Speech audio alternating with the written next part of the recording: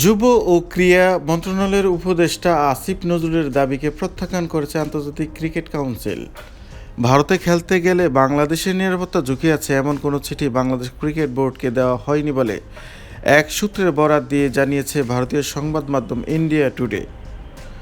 ভারতের নিরাপত্তা নিয়ে আজ বাফুফে ভবনের সামনে সাংবাদিকদের উদ্বেগের কথা জানান যুব ও ক্রীড়া উপদেষ্টা আসিফ নজরুল। নিরাপত্তা ইস্যুতে আইসিসি বাংলাদেশকে ৩টি শঙ্কার কথা উল্লেখ করে চিঠি দিয়েছে বলে জানান তিনি বলেছেন, প্রথমত, বাংলাদেশ দলে যদি মোস্তাফিজুর রহমানকে অন্তর্ভুক্ত করা হয়, দ্বিতীয়ত, বাংলাদেশের সমর্থকরা যদি জাতীয় জার্সি পরে ঘোরাফেরা করেন, আর তৃতীয়ত, বাংলাদেশি জাতীয় নির্বাচন যত এগিয়ে আসবে তত দলের নিরাপত্তা ঝুঁকি বৃদ্ধি পাবে। আসিফ নজরুলের এই মন্তব্য দ্রুত সামাজিক মাধ্যম ছড়িয়ে পড়লে আলোচনা সমালোচনার জন্ম দেয়। তার মন্তব্যের জেরে আইসিসি জানিয়েছে নিরাপত্তা ইস্যুতে বাংলাদেশকে কোনো চিঠি দেওয়া হয়নি।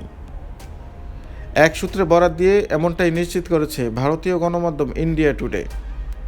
নাম প্রকাশ্যে অনিচ্ছুক ক্রিকেট নিয়ন্ত্রণ সংস্থা সেই কর্মকর্তা নিশ্চিত করেছেন, বাংলাদেশ ক্রিকেট বোর্ডকে নিরাপত্তা সংখ্যা নিয়ে কোনো চিঠি দেওয়া হয়নি। সঙ্গে আনুষ্ঠানিকভাবে বাংলাদেশের ভেন্যু সরানোর অনুরোধও জবাব দেয়নি আইসিসি। ভেন্যু পরিবর্তনের বিষয়ে আইসিসির কাছ থেকে বিসিবিও কোনো চিঠি পায়নি বলে এক বিবৃতি দিয়ে নিশ্চিত করেছেন তারা। বিবৃতিতে বিসিবি লিখেছে, যুব ক্রীড়া মন্ত্রণালয়ের উপদেষ্টা যে চিঠি উদ্ধৃত করেছেন তা আইসিসি টি-20 বিশ্বকাপের আগে বাংলাদেশ দলের জন্য হুমকির মূল্যায়ন সম্পর্কিত বিসিবি এবং আইসিসির নিরাপত্তা বিভাগের অভ্যন্তরীণ এক যোগাযোগ। ভারতের বাইরে বাংলাদেশে ম্যাচ স্থানান্তরের জন্য বিসিবির অনুরোধের প্রতি আইসিসির আনুষ্ঠানিক কোনো প্রতিক্রিয়া নয় এটি।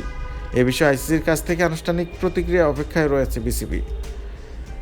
ক্রিকেট বিষয়ক ওয়েবসাইট ক্রিক ইনফো নিশ্চিত করেছে এরকম কোনো কিছুই নাকি বলা হয়নি। তো প্রিয় বন্ধুরা, আপনারা যদি আমার চ্যানেলে নতুন হয়ে থাকেন, চ্যানেলটি অবশ্যই সাবস্ক্রাইব করে রাখবেন, কারণ খেলাধুলা বিষয়ক সকল তথ্য এই চ্যানেল দেওয়া হয়। এছাড়া কি নামে ফেসবুক পেজ রয়েছে, সেখানে গিয়ে ফলো দিয়ে রাখতে পারেন। আজকে এই পর্যন্ত, সবাই সুস্থ থাকবেন, ভালো থাকবেন।